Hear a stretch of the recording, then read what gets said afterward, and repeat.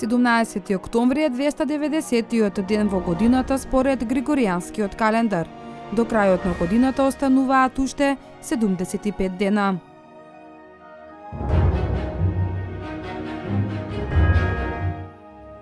1760 година е роден Клод Анри де Сен-Симон, француски социјалист, утопист и филозоф. Без оглед на идеалистичкото сваќање на силите на општествениот развиток, тој се доближил до материјалистичкото сваќање на историјата. –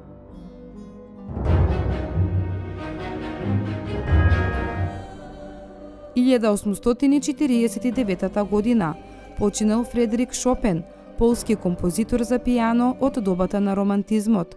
Се смета за еден од најголемите композитори за пијано на сите времиња.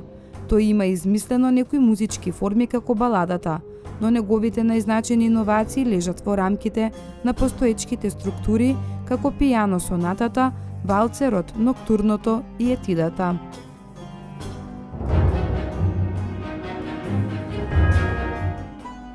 1878 година започнало кресненското востание на македонскиот народ против османлиската власт за ослободување на Македонија и за создавање на независна држава.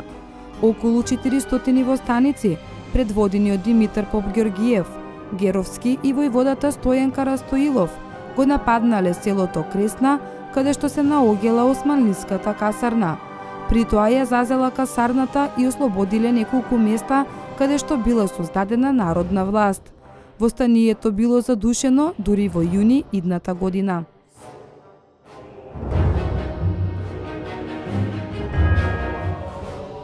1907 година воспоставена е првата радиотелеграфска врска меѓу Европа и Северна Америка. Радиоврската меѓу двата континента се покажала многу попрактична од телефонската врска, за која биле потребни скапи подводни кабли. –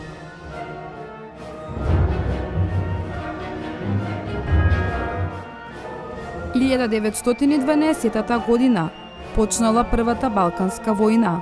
Војната завршила со примирие на 3 декември истата година. На конференцијата во Лондон, Турција морала да се откаже од териториите на европскиот континент, освен од Едрење, кои сојузниците не успеале да го заземат. Македонскиот народ зел активно учество во војната, очекувајќи дека ќе се избори за слобода и независност.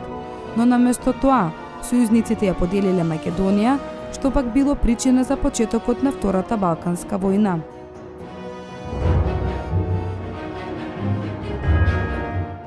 1983 година е роден Александар Дјаченко, казахстански професионален друмски велосипедист.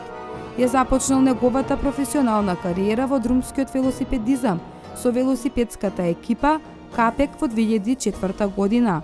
Во 2008 година му се приклучил на тимот Улан, но од 2009 година тој е член на екипата Астана. Во 2012 година Дјаченко имал солиден настап на трката околу Турција, каде завршил како втор во генералниот пласман.